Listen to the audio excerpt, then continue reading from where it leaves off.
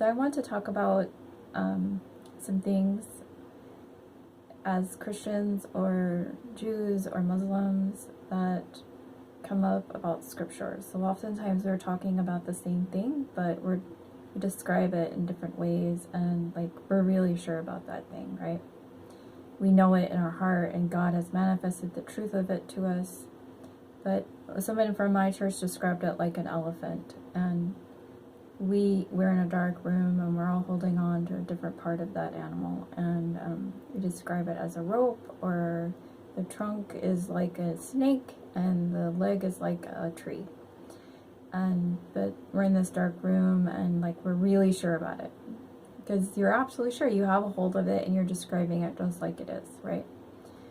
So like I don't want to get into those arguments with people, because I'm sure that you're right, but you don't see the whole pictures, all I might want to say. And I do feel sometimes like I do see the whole picture. I feel like there is a prophet, there is a living prophet, and that I feel like I am beginning to see that bigger picture. Like I am not perfect, and I am just beginning to see that bigger picture, because there is so much. I feel like I am just beginning. So like when you just begin to see, like, you know that there is so much that you don't know, right? So I left my church for a while because my children were taken away from me, and I lost so much. I could not imagine that a church and the people that were in it, including my family and friends, people I thought cared about me, could be could have God in them, or that the church could have God, and I stopped believing that the commandments were right. I believed that that those things hurt me so much that they couldn't be true. So I didn't believe that family could be true either, that when I die, I just want to be alone. And I still kind of am in that place emotionally.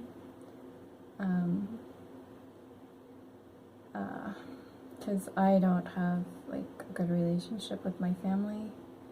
And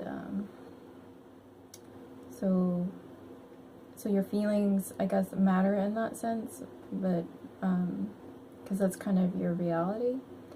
But God has given me dreams, and He tries to help me understand that like, families are what is in the next life, and that's motherhood and fatherhood is eternal. So I had a dream about a friend of mine, and I saw he and his wife, and they had a child. He had a child, a little girl, on his shoulders. And I understood in the dream that we're parents for eternity, we're couples, marriage forever, but that we're families forever, and but that when marriage doesn't work, but because of the hardness of our hearts, that we should not despair. It doesn't mean that I'm going to return with my ex-husband, because I feel that I'm still sealed to him, and I'm not saying that other people, that there isn't hope for reunion.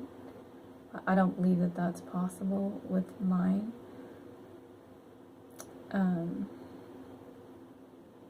Jesus hasn't said anything like that to me. I know other people might receive that kind of inspiration, but maybe my heart is too hard, but that's definitely not something that I have received. He definitely, mostly all of our marriage was and is a porn addict, and never loved me. So his heart was never in the marriage, and was always abusive, and it was something that increased over time. One of my little boys even said to me, "Mommy, why don't you find someone that will love you and be nice to you?" So I couldn't believe that he even said that to me. That was like a couple years before I had to flee. The man was trying to kill me. So And police are no help. They actually hurt the situation usually because men like that are so manipulative that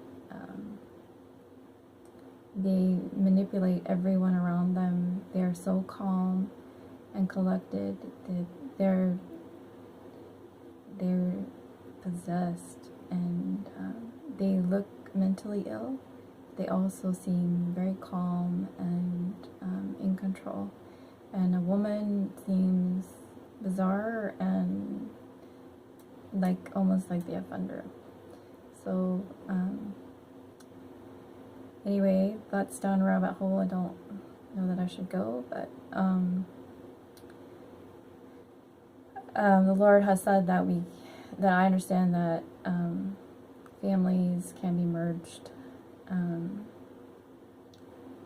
So do not despair because of the hardness of hearts, that the families can be merged when spouses are not faithful. That's what this world is about. This life is about proving ourselves. And just because you're married doesn't mean that it's a shoo-in for you. It doesn't mean that either one of you is going to be dragged with the other one anywhere. So if you are not faithful, if you